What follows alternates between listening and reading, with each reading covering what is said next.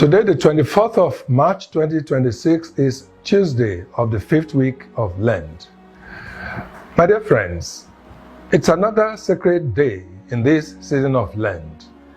Another day for reflection, renewal, and spiritual growth. Today, our focus is on patience, a virtue that is often put to the test for most people, but it's at the heart of every meaningful relationship with God and others. Our theme for today's reflection: be not impatient. The scripture reading from Numbers 21:4-9 tells us the story of the Israelites who became impatient with God during their journey through the desert. They had just been freed from slavery, but instead of being grateful for their freedom, they grumbled against God simply because of some inconveniences.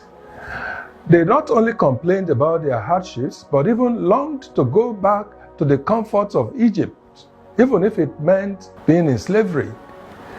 Their impatience led them to dire consequences that teach us a deep life lesson. In our own lives, impatience often arises when we feel that our needs are not being met according to our timeline. We live in a world that demands immediate satisfaction. From fast food to instant messaging, we are used to having everything we want at the push of a button. This instant gratification mentality can shape the way we relate to God if we are not careful. We expect our prayers to be answered quickly, our problems solved swiftly, and our desires fulfilled without delay. But what happens when God doesn't work according to our timetable? When things don't go as we planned? We are faced with the same challenge as the Israelites, whether we will choose to trust in God's timing or let impatience take root in our hearts. Consider the traffic situation in Lagos or any other such city, for example. When you are stuck in traffic and you see other drivers speeding past you who are in traffic, only to cut into your lane in front. The tendency is to get angry and lose patience, throwing a word of abuse or even a curse. But in fact, impatience in such moments only leads to frustration, and worse, it can lead to accidents. In the same way, impatience in our spiritual lives can lead to spiritual accidents. It can make us to miss the message or lesson that God has for us in the waiting period.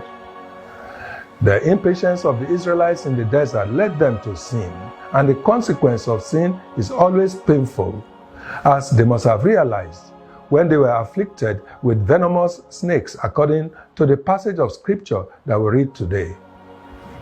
However, even in their sin, God did not abandon them. He commanded Moses to make a bronze serpent, and so that whoever is bitten and looked at it will be healed. This was an act of grace, a reminder that even when we fail, God's patience never runs out. His grace is always available to heal us, to restore us, and to lead us back on the right path. So, what does it mean for us to be patient in our relationship with God? It means trusting in His timing, even when what we experience don't seem to make sense. It means surrendering our plans to His will and allowing Him to lead us. When we choose patience, we choose peace. We choose trust. We choose to say, "Not my will, but yours be done." Patience with God leads to deeper intimacy with Him, and the result is righteousness and joy.